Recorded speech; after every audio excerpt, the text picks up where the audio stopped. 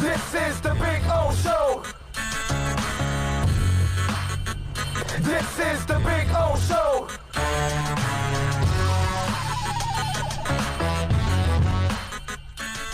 Hello? There we go. There we go. You were like in a deep, dark tunnel or something. I couldn't hear you. I could hear you, but it didn't sound right. Yeah, that's my entire life in a deep, dark tunnel. That's kind of what I'm all about.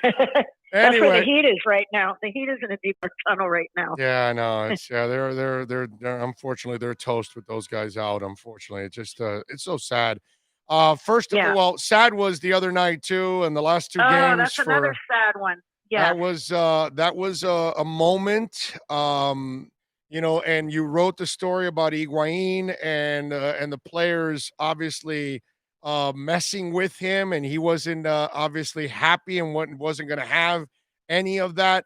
Is that something, when you hear him talk about this, is that something that never has happened to him in international play? Well, I don't know. I think, it's funny. And by the way, the reaction to that on Twitter, I guess some Philadelphia fans got a hold of my Twitter feed, and they are laying it on. So I just hope, I'm sure Gonzalo Higuain does not read Michelle Kaufman's Twitter feed. Right. But if he did, he would be so irritated, because I think every Philadelphia Union fan has come on there and chimed in, with all kinds, every crybaby meme that there is in existence is there.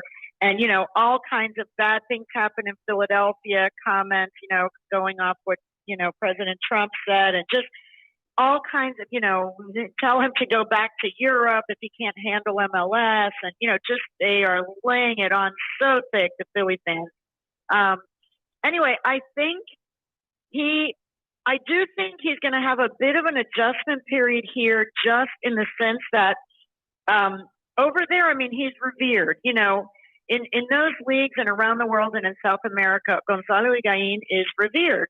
And the thing is, when he's playing in all those leagues, whether he's playing with Real Madrid or Juventus or Chelsea or the Argentine national team, he's surrounded by other stars. Everyone on the field is a star. Even the players they're playing against, everyone on the field is a star. So, they're here.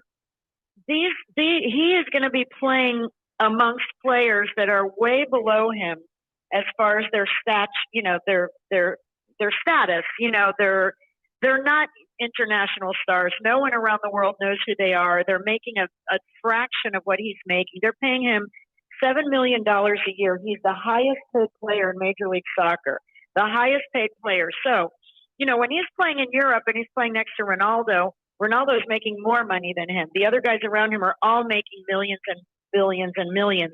So everyone's kind of the same. Here, I can already tell in 1 week, there's going to be a little bit of adjustment period, because he is the $7 million man surrounded by some guys that are making like, $150,000 a year. And so when they see him miss, I'm not saying it's right.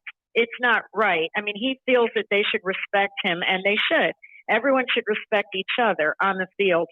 But he's going to face a lot of guys who are going to be very happy to see him fail, or to juke him, or to nutmeg him, or whatever. And they're going to celebrate quite wildly, probably, because, he's a big fish, with a bunch of minnows around him for the most part. I hate to say it, but it's true. And even yesterday in the press conference, we had a conference call with him. And there was one moment that I found kind of telling, which was one of the reporters said to him, and it was a Latin American reporter who obviously knew what he was talking about, but said to him, do you think you'll ever go back to the Argentine national team? Do you think that maybe you'll return to the Argentine national team at some point? And he made this face, like, what a moronic question, type face. And then he said to him something to the effect of, no offense, but as a reporter, as a sports reporter, you should know that I retired from the Argentine national team over a year ago. I have not played on the Argentine national team for over a year. I already said that I'm not playing for them. And that's something that you, as a reporter, should know. And I was like, woo, welcome to America. he is going to be playing amongst players that are not his level or his stature, his stature. He's going to be maybe interviewed sometimes by reporters who don't follow his every move and don't know everything about him because people are following other sports here and stuff. So I think there is going to be a little bit of an adjustment period for him to realize that things are a little bit different over here. Yeah. You know? Now let me ask you something. Does he feel he handled that situation the right way? Because what he's going No. to end up doing is fueling all that stuff instead of kind of maybe dismissing it all and rising above it. You know what I Right. mean? Yeah. This weekend, Russell Wilson throws an interception, and Noah Uh-huh. Igbenogany, okay, who has done nothing in this league and is a rookie, intercepts the ball and then comes up and does like a Richard Sherman to Tom Brady type thing. Right. You know Russell Wilson's just going to kind of smile, not say a damn thing. He'll walk right off the field and he'll let the next series do all the talking when he burns Exactly. Noah for the touchdown. So I'm wondering, in hindsight, when he looks at No, everything he now. said that he was Okay. not. No, he said he was not proud of his reaction. His full quote was, Higuaín said when he was asked about it, he said, I felt that it was a lack of respect. I thought that they disrespected me. He said, I am not proud of my reaction, but I did react because I'm an emotional person and I could not tolerate it and I could not condone what they were doing. And so I reacted. He said, he did say the words, I'm not proud of my reaction, but he also felt that what they did was sanctionable because he said that, that they keep talking about fair play in soccer all over the world. FIFA says they're all about fair play. And he felt that it was provocation because it was 5 players. He said it wasn't just that 5 players were celebrating together, like in a little group. 5 players came and basically, Mocked not him. attacked him or Mocked jumped him, but they taunted him. Right. Yeah, They exactly. taunted him to his face. So he said that, he said that he just couldn't take it. And so he reacted and he was not proud of his reaction, but, so anyway, that's where it is. You get a feeling that kind of lit a fire on him? Yes, absolutely. I think he's very fired up to score.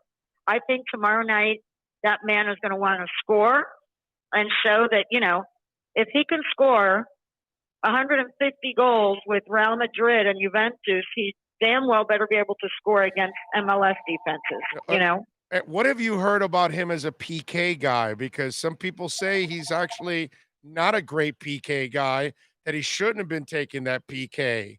Your thoughts on Yeah, that? he's missed. Yeah, he has actually missed. If you go back and look, which I did after, he has missed a few critical PKs in the last 4 years. He missed a really big one against Chile in the Copa America final in 2016, I believe it was, and it was a very critical PK.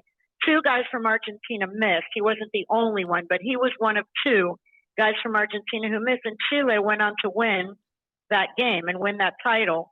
If he had made that PK, they may have won that game. And then there was another one when he was with Napoli, I believe, in Italy, where he also missed a very critical PK at a critical moment. So he has missed some, but he's also made, he's made many and he's missed some, but he has missed some critical ones in recent years. So I'm not sure that it is his forte. His forte seems to be more, in the field of play, making quick decisions, letting go of the ball really quick. He pulls the trigger extremely fast. He doesn't even think about it. The ball comes to him, it gets on his foot, and he's making the shot. He did it. Remember, he did it right away. He did it in the first couple shots, and that if he plays that way, he's going to score a ton of goals. I mean, right. he hit the pole on one. Yeah. He showed. I mean, he showed. Yeah, he hit the post on one. He had that bicycle kick, overhead kick, and he definitely showed his quality in that game. I mean, there's no question. There was another highlight where he basically he stole the ball right away from a guy, and the guy was standing there with the ball, and he just took it from him and picked his pocket and went right by him. So no, he is extremely talented. and he is going to help this team. There's no question, but the debut was not what he or anybody around here expected or wanted. That's for sure. I mean, honestly, they've lost. They seemed like they were on a little bit of a run. You and I had talked about 2 weeks ago. Yeah. And now the last 2 games, they've lost by a combined score of 7-1. Yeah. So they need to turn things around. I know you got to go. So quickly, 2 questions here. One, the Torres trade. Does that, because let's be honest, the back line, LGP and Figal, you can trust. Everybody else is inconsistent. And when they traded Torres back to Seattle for a conditional first rounder, I'm almost feeling like they're going to try to find another proven veteran for the back line. What are you hearing? Am I close to it? Am I right or am I wrong? I don't know. I mean, that seemed to be everybody's. That was what we assumed. Everyone had that assumption, and we asked Diego Alonso about that yesterday. Specifically, somebody asked him, "Does this mean that you're going after somebody?" And he said that they traded him because they weren't planning to use him, and he really wanted to play some more. He really had barely played since the MLS's back tournament. So he said that, they have Figal and they have LGP that once LGP came, that took the minutes away from him.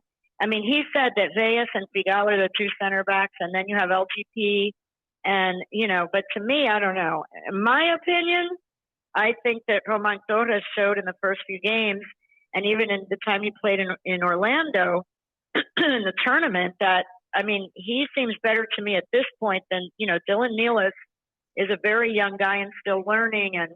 But I don't know. It seems to me like the fact that Diego got rid of Roman and got rid of Lee, those are both older MLS veterans who maybe don't run as much and aren't like running around. He seems to like players with a lot of Energizer Bunny. Two-way. No, he loves two-way players. And he talked about it yesterday. He said yesterday in his press conference, he said his idea of a great midfielder is a box-to-box who can do offense and defense. He likes all his players, even the defenders. He wants them to be able to move up, and he wants the forwards to move back, and he wants the midfielders to be all over the place. So I think Roman and Lee are both players who are more set in a specific position and feel very comfortable in that spot and do really good things in those spots.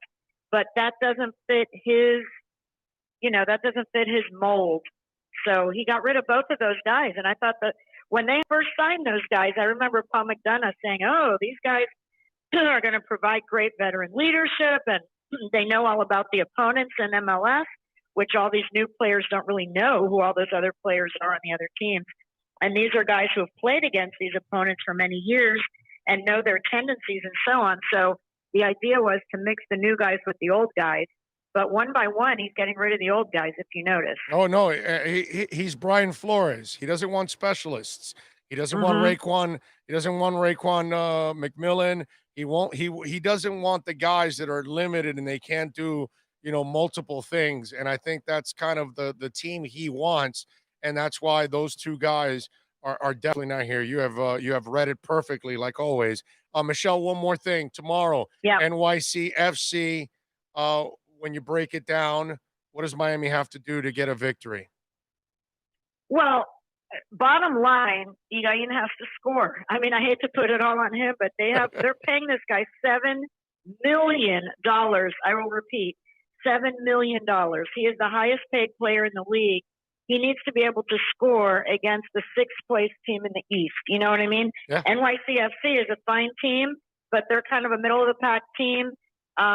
And, they need to score, and he needs to score. This guy was not brought in to just stand around and, be in the box and miss. They had plenty of guys who were doing that already, not to be mean, but they have guys who are, who are creating chances, but then, having trouble finishing. And his whole entire purpose for being there is to finish, is to get the ball in the back of the net, not near the net, not in front of the net, not over the net, not to the side of the net, in the net. That is what he does. That is what he's paid $7 million to do. And that is what he is going to have to do tomorrow. And, they've got, Agudelo's going to be out and Reyes is out. They're both injured. but they have the rest of the players there. They have Bisatro, they have Matuidi, they have Lewis Morgan, they have, Higuaín now. They've got Luis Robles as a goalie. I mean, you've got to be able to score at home and beat NYCFC. Yep, I'm with you, man. Let's hope that they can get the victory. And of course, you can download the app and listen to our broadcast. We will have all the coverage for you, just like the Miami Herald, by the way, with tons of Inter Miami coverage. Yes, tons. If you look at today's Miami Herald, we have almost a full page on Inter Miami coverage. So please go to your website, subscribe. $30 a year, you get the sports pass. It's a great gift for people who live outside of Miami and love Miami sports. $30 a year, 8 cents a day. You get all of the coverage of the Dolphins, Heat, Marlins, Inter Miami, FIU, and high schools. It's a beautiful thing. And follow her on and Twitter. And my pitch is over. That's it. And follow her on Twitter at Kauf Sports. Michelle, as always, thank you for taking some time. Enjoy your lunch. Sure, it's always Appreciate fun. it. All right. You're the best. Thank you. Thank you. Okay, bye-bye. You got it. The great Michelle Kaufman